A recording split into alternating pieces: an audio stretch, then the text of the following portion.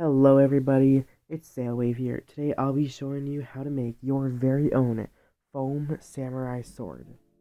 Now the first thing you're going to want to do is cut off the extra white on the sides of your paper. That's just from the printer, you gotta cut it off.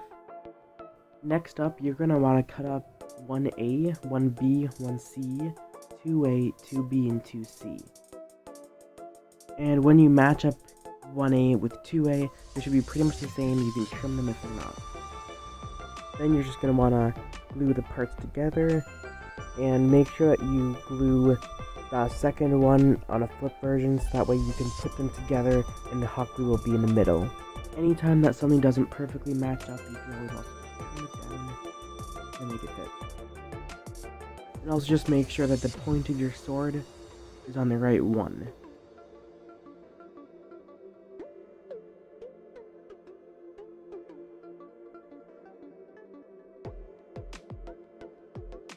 If you're using the sword just for looks, you're probably only going to need one row of popsicle sticks.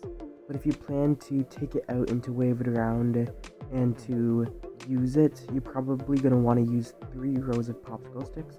That way the sword won't bend as much.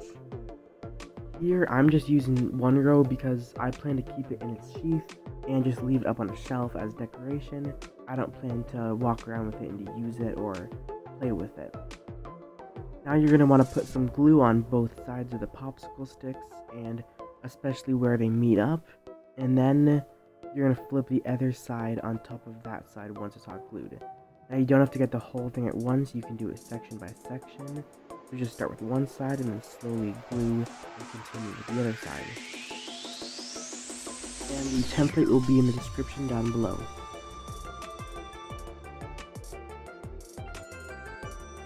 When you're all done, this should be what the blade looks like. Now I made it the top a little bit of a point because I did an inward and outward cut on it. But as you can see, mine is very flimsy just because I didn't use very many popsicle sticks to display. You're going to start by cutting 3 and 4, and then 9.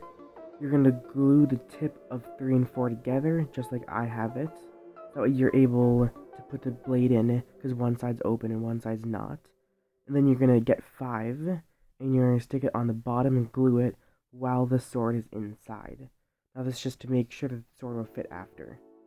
And you're going to put it on just like that, and in the end, you should have a nice triangle shaped sheath. And the sword should be able to come in and out easily. I also added some popsicle sticks on the inside for some extra stability. And now you're going to need piece number 5, which is just a rectangle. And you're going to glue this around the end and the opening of the sheath. This is just some extra design, and at the end it should look something like this. And now you're going to want to cut out piece number 6 and glue it to the end of the blade just like that.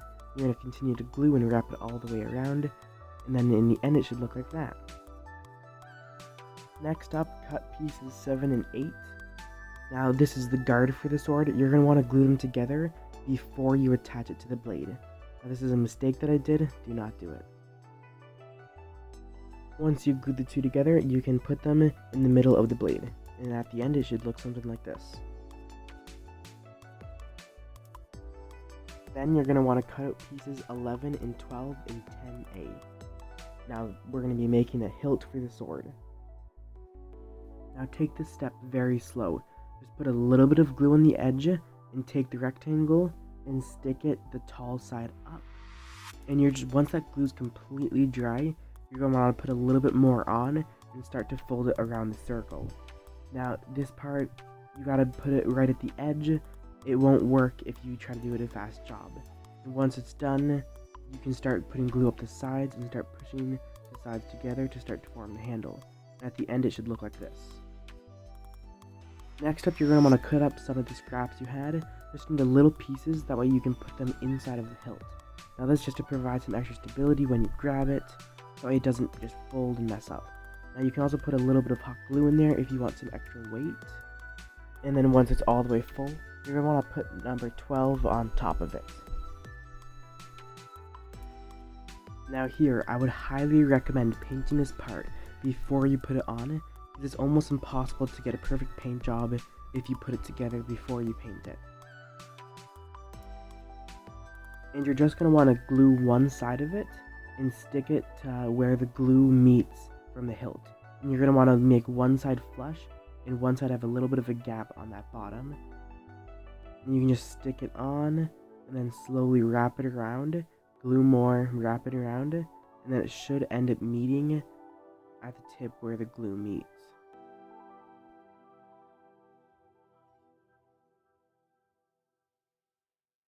And then the last part, you can just put some glue in there and just pinch it together and hold it until it dries.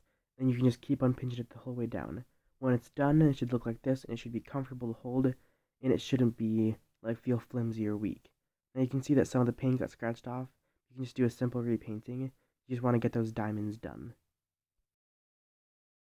Now I went ahead and painted the sheath and blade and the guard just to make it nice when I put it all together. That's basically it. I painted the sheath black with a gold rim, and same with the blade itself. I painted it black with a gold guard. And I painted the bottom of the handle silver. Now you just need to glue the handle to the blade and you're done for the gluing. Now the last thing that I like to do is I cut out a word in Japanese that I like. For instance, I cut out boar, and you're just going to want to cut out that rectangle in the letters and then paint over it on the sword, and it should leave an inscription on it. Now that's everything for the tutorial.